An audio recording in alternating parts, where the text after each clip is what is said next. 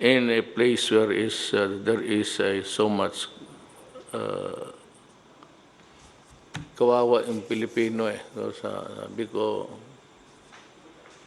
mapag-usapan natin yan. So it has to be tackled by so that make it clear we are don't cut this particular portion because it's very important.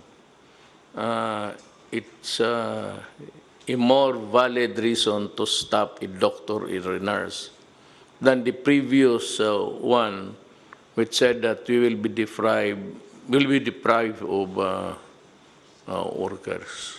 Walang ano yun, walang masyadong, no leg to stand on actually. But this one, if I send you to a war front, the enemy is the COVID, the microbes, parang maawa ako. Please do not misunderstand me. I am making it clear now. I do not want you to go there and come back in a coffin. That's my only argument, if you may, because you are Filipinos at mahal ko ang mga buhay ng kababayan ko. The COVID is here to stay. The vaccine prevents the entry of the microbes into the body because they are attacked by the vaccines that were given by us. It's the same germ, a weakened one, but our body is now attuned. Alam na niya na kalaban ito. Ang problema kasi nitong COVID na ito, pagpasok sa katawan, hindi alam ng antibodies. So it was really a very virulent one na overtaken yung ating defenses. Now, itong vaccine, pag nabigyan ka bakuna tayong lahat, kaya maliit pa, hindi na sila makapasok because once they attempt to infect you, ang antibodies, makilala na niya na kalaban ito. So, yun, that's the vaccine. So, now, that is how dangerous it is for itong ating mga health workers. Then again, we go back to that we cannot be forever like this. I have to, you'll just have to pound on your goddamn brain. Maghanap tayo ng paraan ko papaano talaga to. Whether we transport people or workers in buses provided by companies, sanitized, and wearing masks, importante po, whether or not there is really a medication or a medicine for COVID, it is still here. Trying to, naghihintay lang yan kung sinong masakyan yan. So, importante talaga, wear masks. Ang batas is really to enforce it. Now, you have the police, but there is not much really in the provinces. So, it's going to be, whether they like it or not, the armed forces must come in to help enforce a measure that is intended to protect the people and prevent the spread of COVID any further.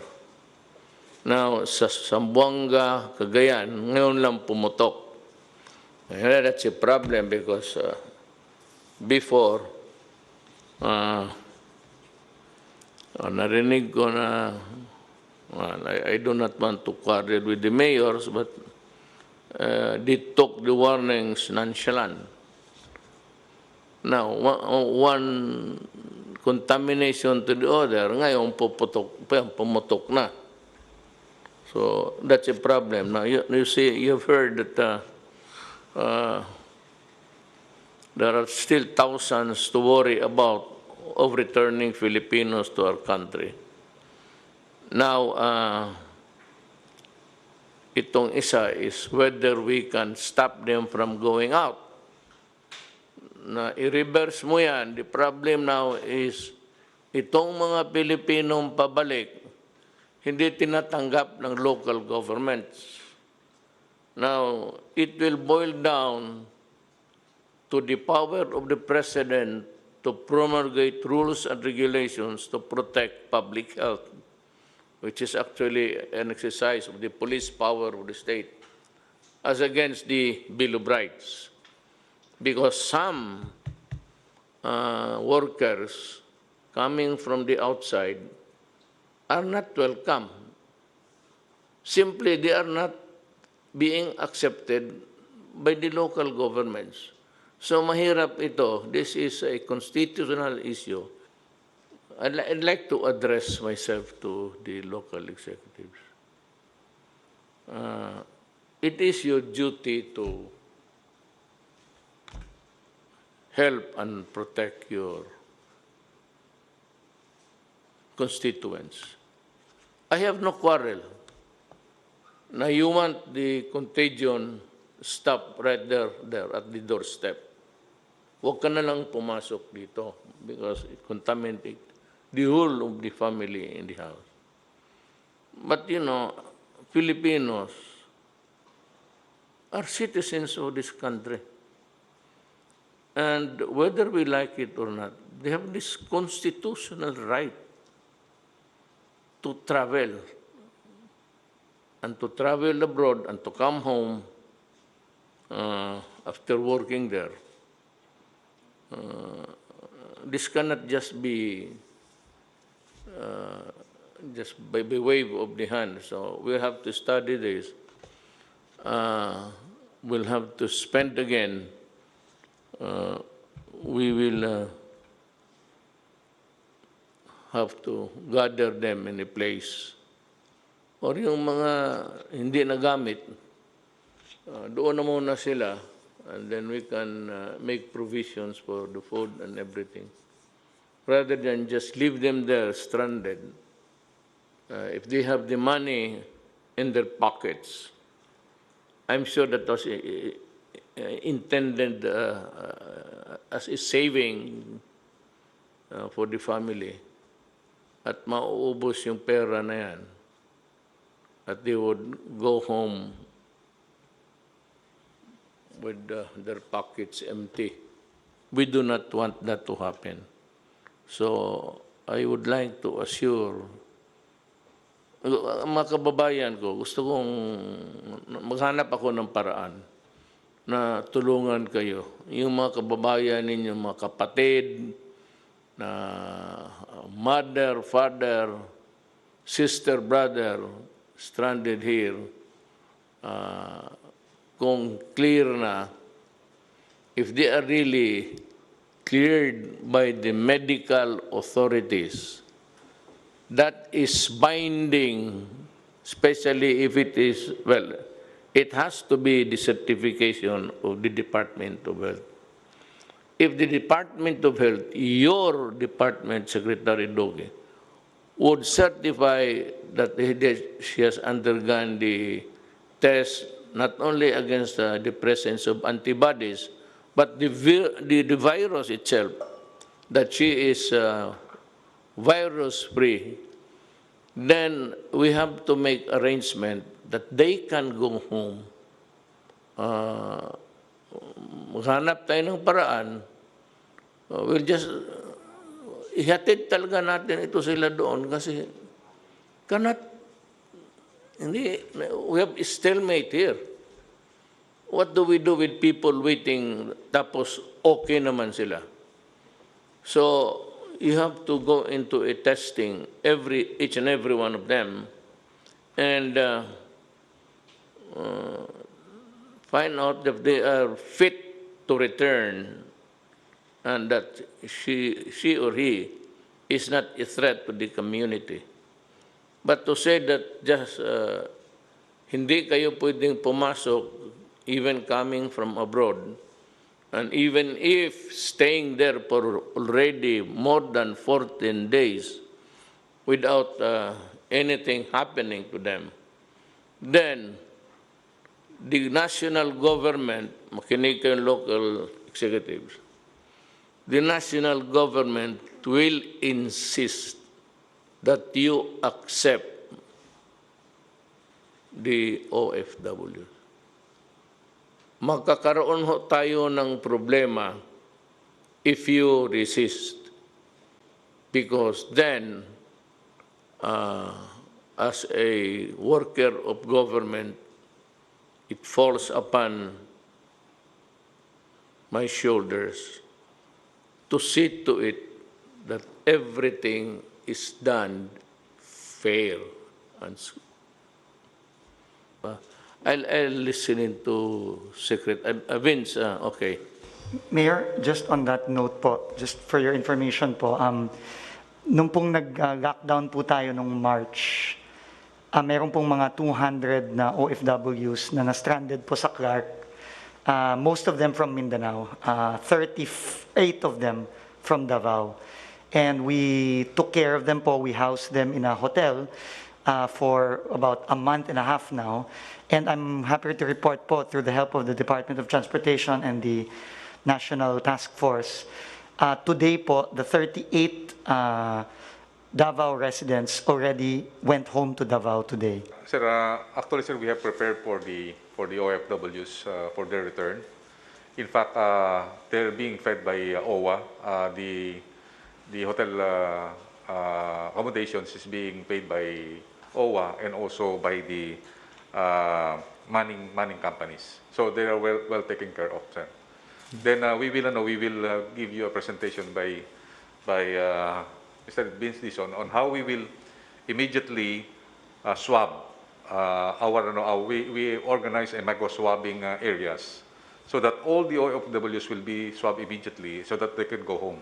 After they were tested negative, maybe after 3 days or 4 days, they can go home already with the certification of the Bureau of Quarantine that they are COVID-free. Yes, I think that there's no valid reason really to delay the return. Yes, sir.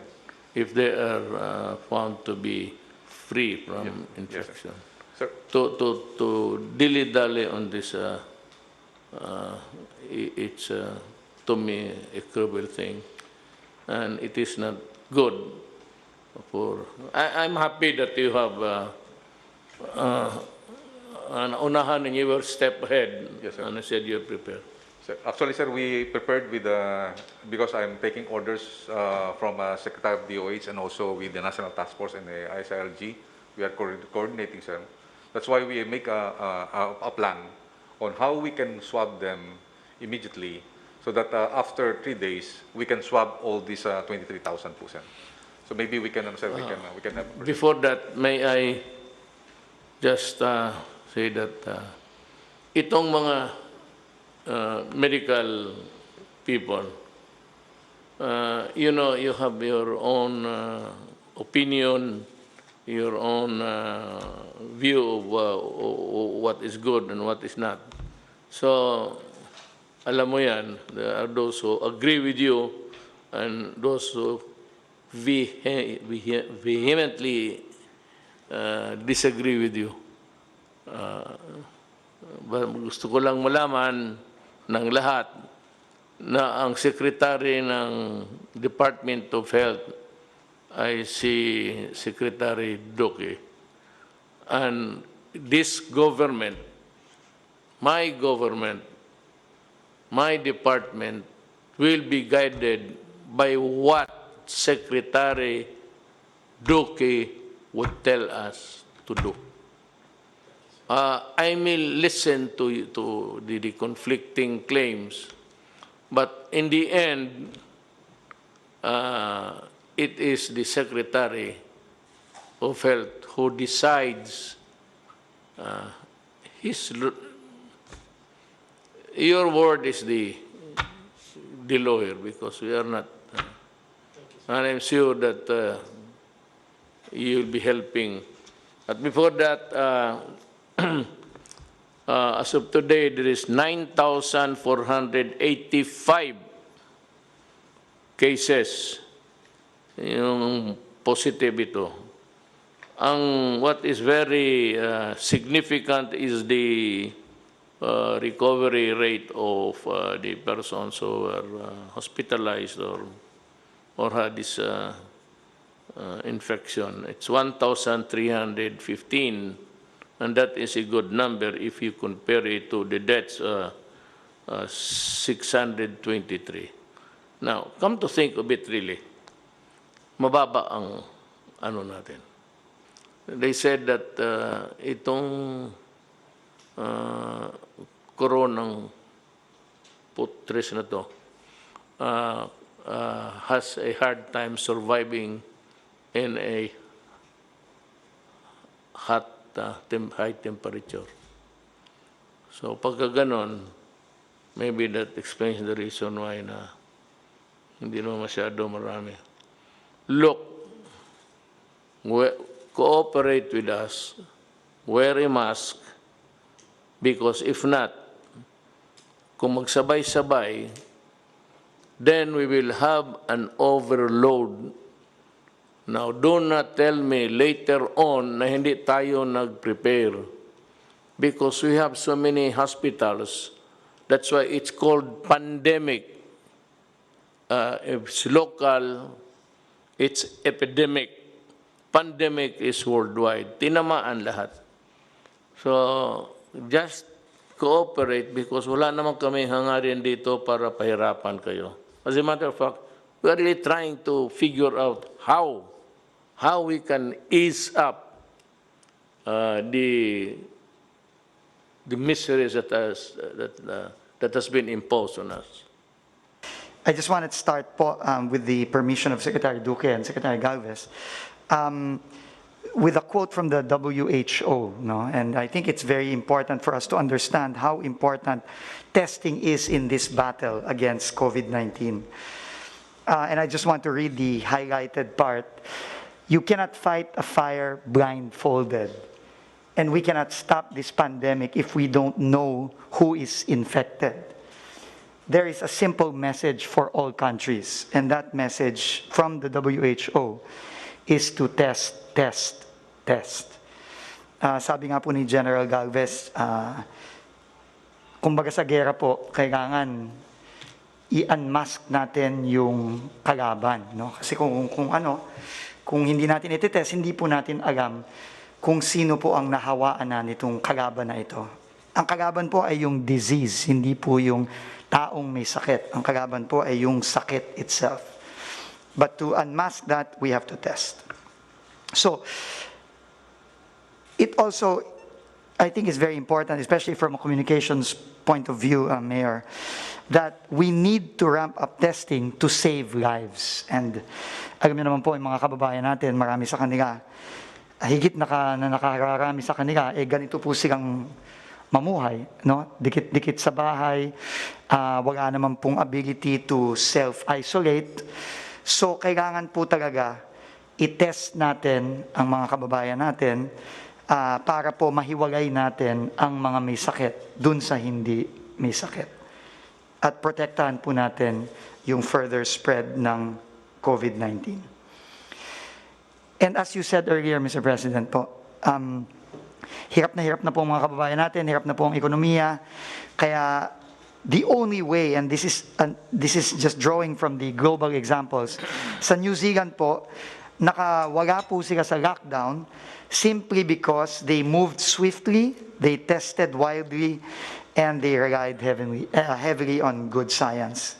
And I think we are guided by Secretary Duque and his team on the science part.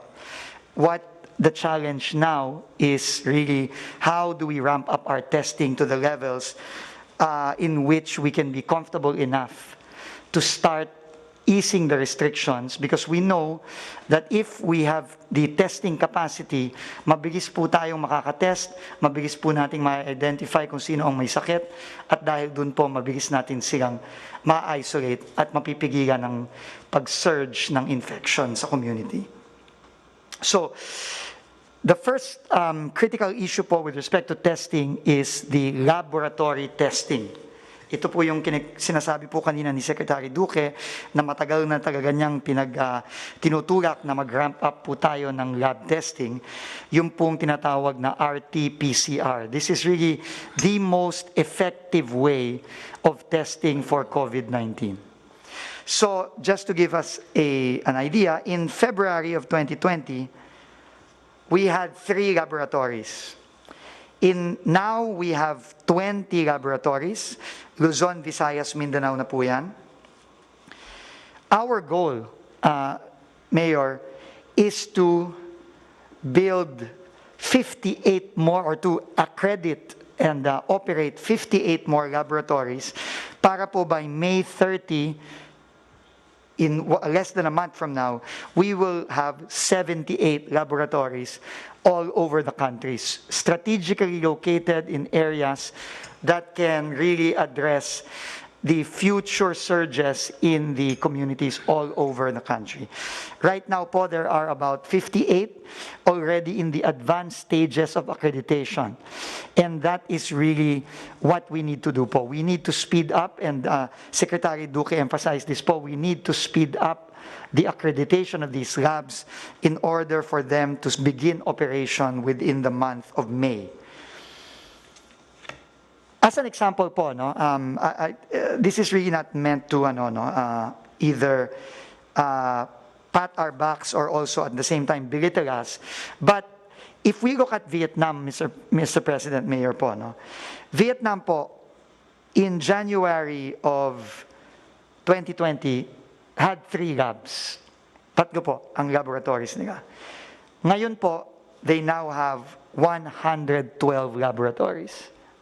No, and this is, I think, we can draw from the experience of Vietnam and all other countries like Korea and Germany, those that have tested very, very swiftly and very broadly. Kasi ito po talaga ang way. Once na we have enough testing capacity, sabi nga po ni Secretary Duque at ni Secretary Galvez, mas magiging kampante po tayo na mag-ease ng restriction. So, tests per day, we look at the best countries in the world. Germany is ahead, 120,000 tests per day. No, very, very aggressive po. And talaga pong gumastos sila ng katodo-todo dito. No? This is not cheap. ART-PCR test ranges anywhere between, I think, 2,000 to, for the private labs, I think it goes up to above 5,000. No, it's not cheap. But it is absolutely necessary po. We need to really invest in the testing capacity. Also because we know that a vaccine is not forthcoming soon. After detecting, testing, and tracing, we need po to isolate. Kaya po nung pong kaka-appoint lang po ni Secretary Galvez, as Chief Implementer, tinawagan po niya si Secretary Villar and myself para po bilisan ang pagtatayo ng mga mega quarantine facilities. At kailangan na rin po nating i-fast track ang construction ng mga ito sa iba't ibang lugar sa Pilipinas. Nung pong Saturday, nasa Zamboanga po kami ni Secretary Galvez, and tutulungan na po natin si Mayor Ben Climaco na magtayo ng quarantine facilities nila dahil nga po may upsurge in cases sa Zamboanga. So we have to isolate them. Then we have to treat them. No? Yung isolation po and treatment, they go hand in hand because we want to make sure that our hospitals do not get too congested. Under the efforts po of the DOH and the IATF, nagtayo po tayo ng mga mega swabbing centers. Dahil po hindi lang lab, Mayor, ang ating challenge, no? Kasi po, kahit na po tayo may lab, kung wala naman pong specimen na itetest yung lab, hindi po natin matetest ang ating mga kababayan. So ngayon po, may napakalaking effort initiated by the Executive Secretary na kumuha po ng mga volunteers from all government agencies to come out and help in the swabbing and encoding and barcoding of our mega swabbing centers. We are building 4 today. We started po last week, and they will all be completed this week. Secretary Galvez. Yes, sir. For now, sir, we will prioritize the 25,000 OFWs. As per your instruction, we will make sure that they will go home immediately. Sir, I would like to report on my compliance to you pertaining going to the field. So when we heard that Zamboanga is already there is a spike of cases, we talked with the mayor, and as immediate actions that you have give the instruction, we visited the 3 laboratories there in Zamboanga, and we brought 1,100 kits po, sir. Yun po ang instruction sa akin na pag kami kailangan po ibigay po kaagad. So kahapon po nagpadala ulit tayo ng another C295, yung more or less na 46 boxes ng RITM para ma-operationalize yung Department of Agriculture Laboratory, na doon po nilagay yung laboratory po ng ating mahal na Secretary Duque. Baka maging operational na po yun within the month. So 3 laboratory po ang itatayo po natin sa Zamboanga City to also cater yung Zamboanga Peninsula, Basilan, Sulu, and Tawi-Tawi.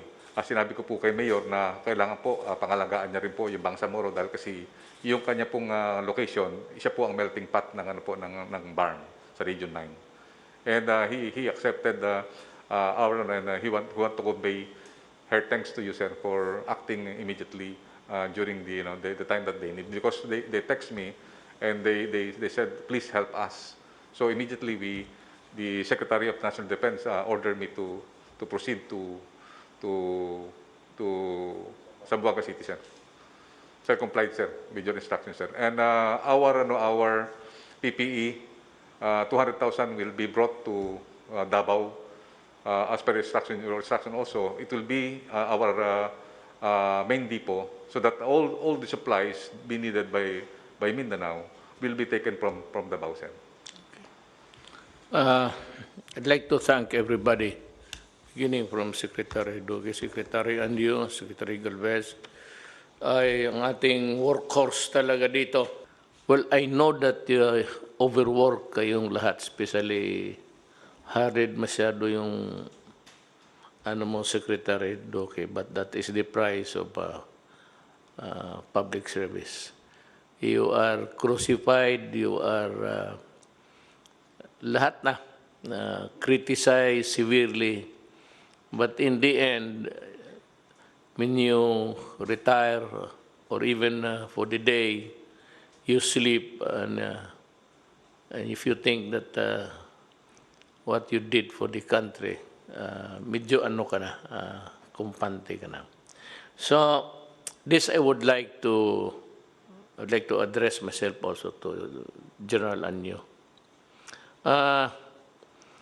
The responsibility of controlling COVID is not a national responsibility only.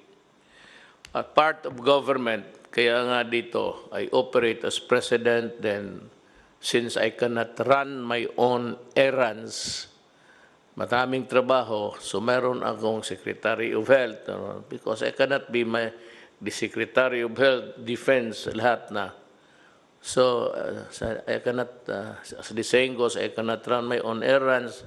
I function through the cabinet, and down the line, ang local government falls under the DILG headed by Secretary Anyo.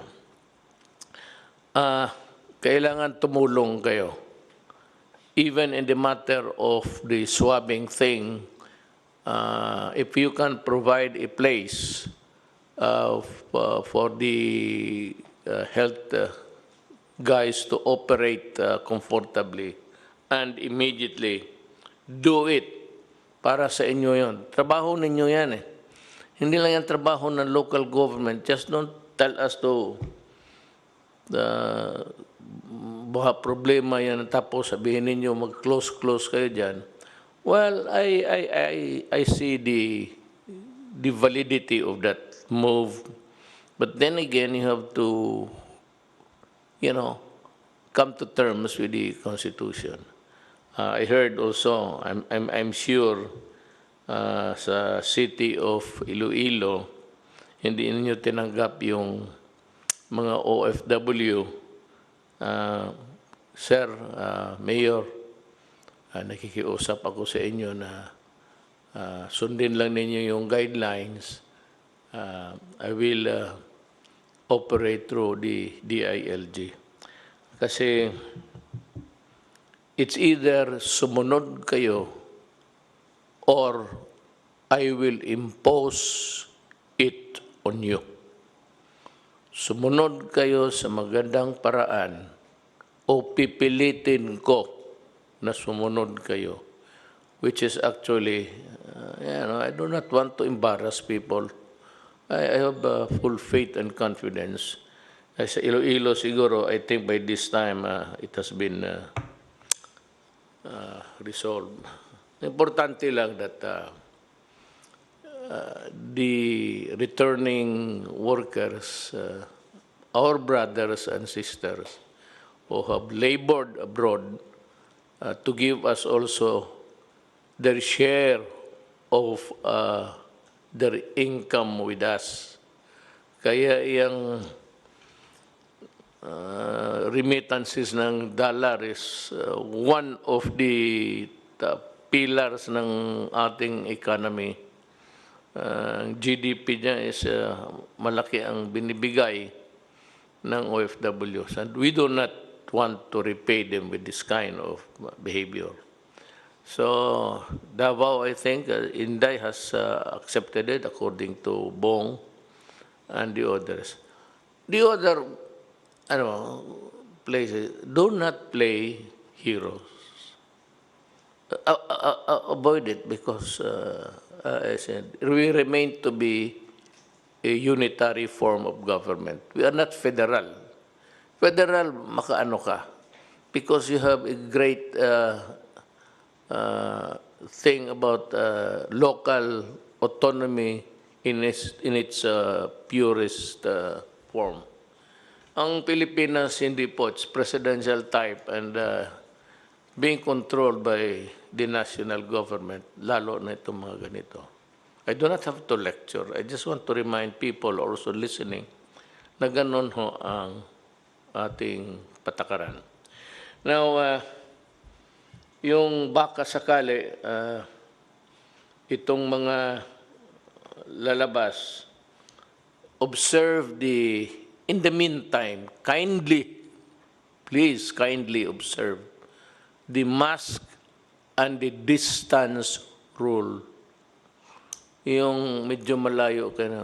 Huwag kayong magdikit-dikit because yung nga sabi nila the easiest way to transmit is to be kissing each other.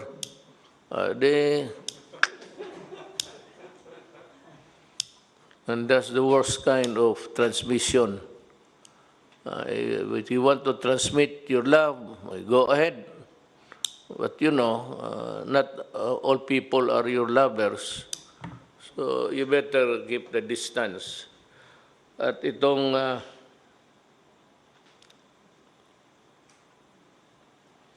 yung mga big business, let me tell you something.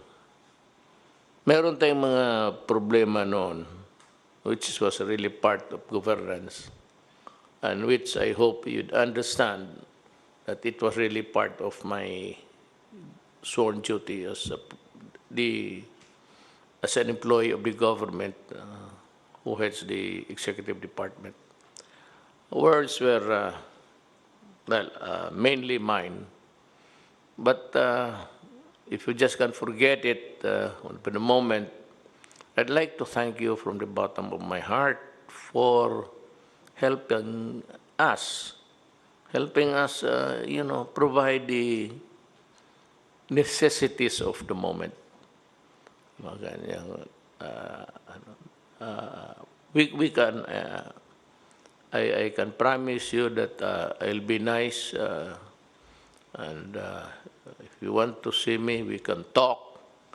And naubos na ho yung pagkasuplado ko kasi dahil sa the COVID, the COVID, the COVID humbled me.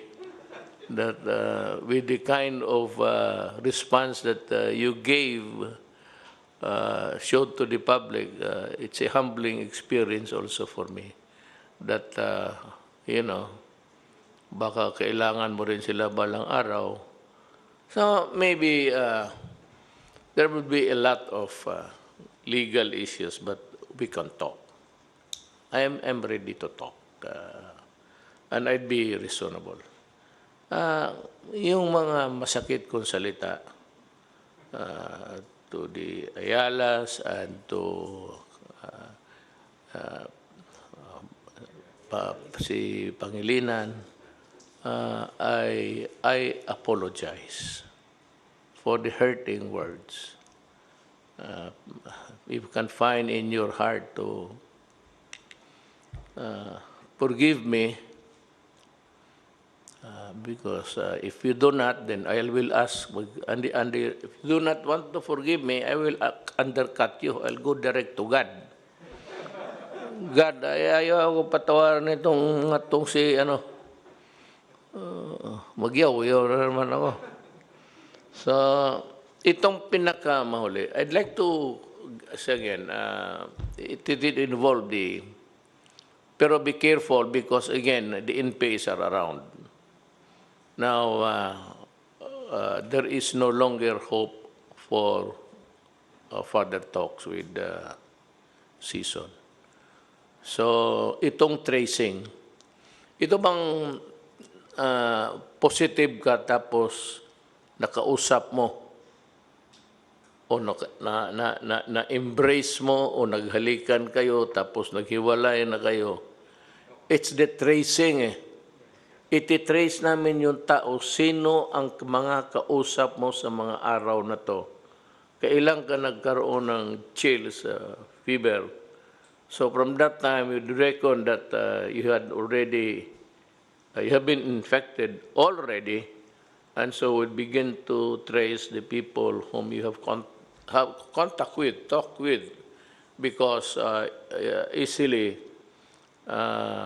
the virus, especially if it's baski mag-usap lang, delikado ang hangin So, itong tracing would, ito, trabaho talaga ito ng mga barangay. And the police. But gusto kong anuhin ang police, kaya lang, times are not really normal.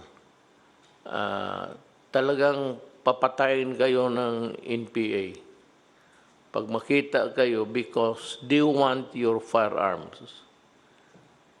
Alam mo, mainit masyado yung M16 pati M14. I know that. They're itching to get it from you. That is why be careful kayong mga sundalo ko, pati mga pulis, ngayon na huwag kayong magkumpiyansa. Do not be too confident about it. Pati yung istasyon na nire-raid. They will kill you. And I'm telling you, kill them also. Kaya lang, hindi ko kayo mautosan mag-tracing. Sana madali, may sakyan. Kaya lang delikado. So, dito na ako sa local government sa mga mayors. Secretary Anyu would provide the guidelines of how you can help us. We are not asking you. We are requesting you to help us. Kasi hindi talaga kaya ng national government lang. Without the local executives patay, we will crumble. So, your toil is as good as mine. Nasabay-sabay tayo. And meron dito na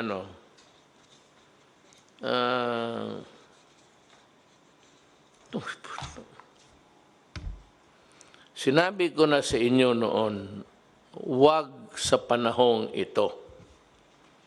Merong mga, wala akong ayab, basta local government employees. Lahat naman tayo workers eh. Diretsuhin natin, local government workers. I do not want to mention titles here. Meron, sinabi ko na sa inyo, huwag ninyo, do not, lang kay, good boy ako nga na, hindi ako magmura. Sinabi ko na sa inyo na kung may gawin kayo, huwag sa panahong ito. Alam ko noon pa, sinabi ko na sa kanila na ako nagre-resist na ipadala ko sa, alam nila, no? Kasi pagdating dyan sa local government units, the mayor, si Bing, o Beng ba yan? Si Beng, pati sila Inday, talagang nagtatrabaho. Pero yung mga minsan, down the line, downstream, sa wala naman kang kasing, walang tao na sa karami thousands ito. We requested the local government units. Ang mga mayors naman, kindly look into the people that you have commissioned to do the distribution sa pera. Kagaya nitong Barangay Kagawad Danilo Flores ng Agustin, Hagonoy, Bulacan. Ang putang ina mo, nakuha ka pa ng television na may doon, Grab, it's not Grab, it's actually nakuha ka, na hinihingi mo. Mahirap na nga, ikaw may trabaho ka na, kagawad ka, ang putang ina, kukunin mo pa yung pera ng mahirap. I would like to presume that you were elected because your constituents find you to be a man of integrity, honesty, and that you can perform. So, wala akong dyan. Kaya tingnan niyo itong mga empleyado na ito. Pati itong 4-piece. Sabi ko na nga this is a directive. This is a direct order to everybody. Pag mag-distribute kayo ng pera, huwag ninyong ibigay sa mga putang inang yung mga asawa na ibigay ninyo sa babae, to the wife. Huwag ninyong ibigay dyan sa mga lalaki, mga wala na nga ginagawa, walang trabaho, walang binibigay sa pamilya, at mayroon pang dadating na pera, sinusugal naman ninyo, iniipot.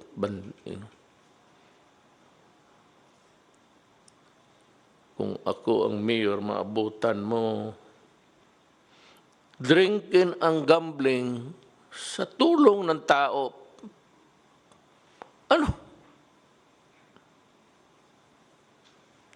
Nasabihin mo hindi na mabigyan, that is also unfair. You know why? Kakaramihan itong mga gagong to, hindi naman naniniwala sa, they don't really care about the family. So, kung sabihin mo na hindi mo nabigyan, paano yung mga bata pati anak?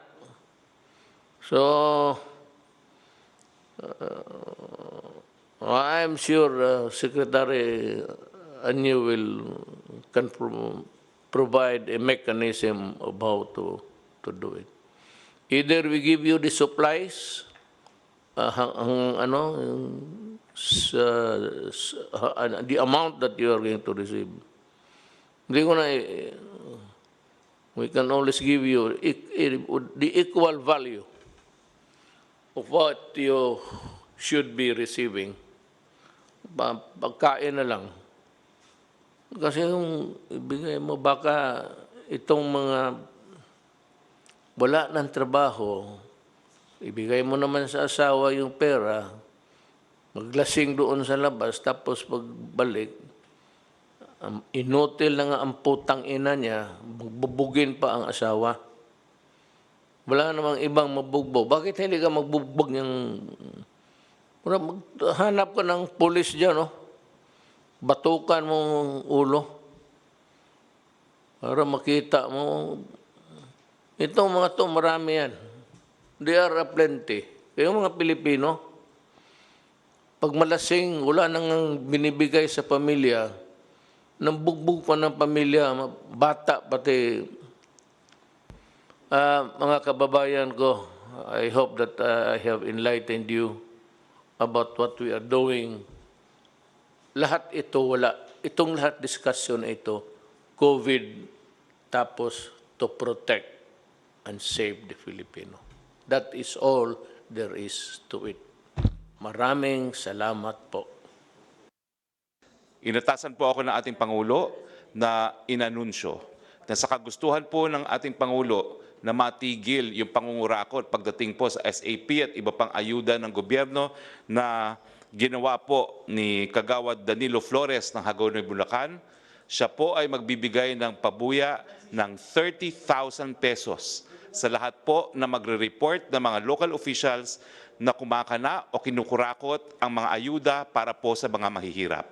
Tumawag lang po kayo sa 8888. Siyempre po, kung gusto nyo ng ayuda, mag-iiwan kayo ng pangalan at telephone number. At pag napatunayan po yung inyong reklamo sa korupsyon laban sa mga lokal na opisyales na kinukurakot yung mga ayuda na pinamimigay ng gobyerno, 30,000 pesos po ang pabuya na ibibigay ng ating presidente sa inyo. Alinsunod po ito sa zero tolerance na ating presidente laban sa korupsyon, lalo-lalo na po doon sa mga kumakana at kumukurakot ng ayuda para sa mga mahihirap.